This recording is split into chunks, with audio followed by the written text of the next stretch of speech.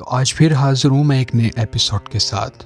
جیسا کہ آپ لوگ جانتے ہیں کہ میں نے حضرت امام ابو حنیفہ رحمۃ اللہ علیہ کی زندگی پر ایک پوری سیریز سٹارٹ کی ہے، جس کے میں نے آلریڈی 3 ایپیسوڈ اپلوڈ کر دی ہیں، جس میں آپ لوگوں نے مجھے بہت پیار دکھایا ہے، جس کے لیے دل کی گہرائیوں سے شکریہ۔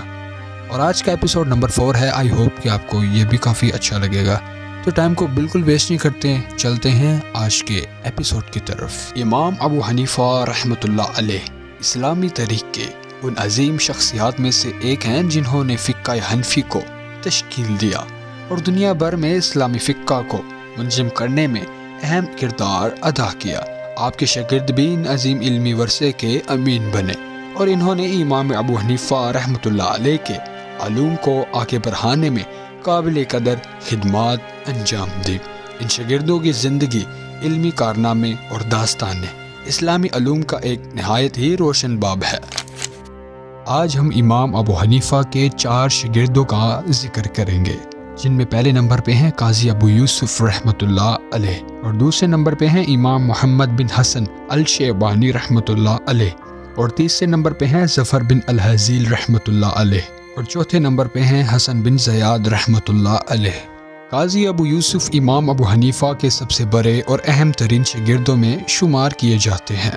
ان کا تعلق ایک غریب گھرانے سے تھا اور بچپن میں بہت سی مشکلات کا سامنا کرنا پڑا، لیکن ان کے والد نے ان کی تعلیم کے لیے بہت کوشش کی اور امام ابو حنیفہ رحمۃ اللہ علیہ نے ان کی فقہی صلاحیتوں کو پہچان لیا۔ قاضی ابو یوسف نے امام ابو حنیفہ رحمۃ اللہ علیہ کے پاس طویل عرصے تک تعلیم حاصل کی اور ان کے قریبی ساتھی بن گئے۔ امام ابو حنیفہ رحمۃ اللہ علیہ ان پر بہت اعتماد کرتے تھے اور علمی مسائل میں ان کے رائے بھی اہمیت دیتے تھے۔ قاضی ابو یوسف رحمۃ اللہ علیہ کی سب سے بڑی خصوصیت یہ تھی کہ انہوں نے فقہ کو عام لوگوں تک پہنچانے کے لیے بھرپور کام کیا۔ بعد میں انہیں عباسی خلافت کے دور میں قاضی القضات یعنی چیف جسٹس مقرر کیا گیا۔ انہوں نے فقہ کو عدالت کے نظام میں نافذ کرنے میں اہم کردار ادا کیا اور اسلامی ریاست کے مختلف مالیاتی اور قانونی مسائل پر اہم کتب لکھے۔ ان کی مشہور کتاب الاخراج اسلامی مالیات اور ٹیکس کے مسائل پر ہے۔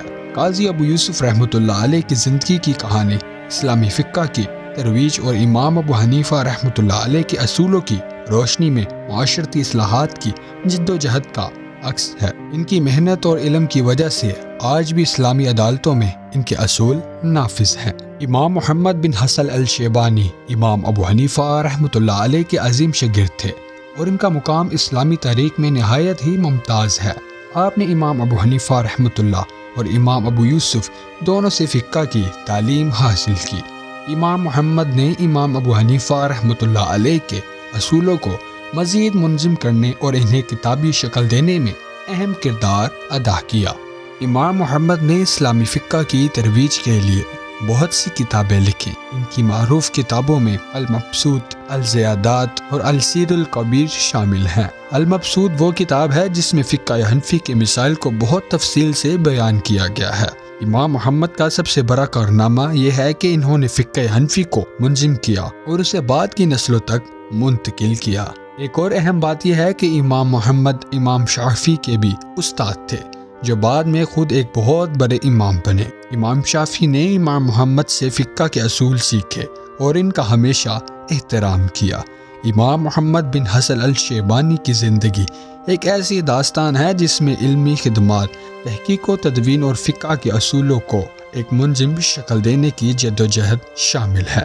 ان کی محنت کی وجہ سے فقہ حنفی آج تک محفوظ ہے اور مسلمانوں کی مختلف طبقوں میں رائج ہیں۔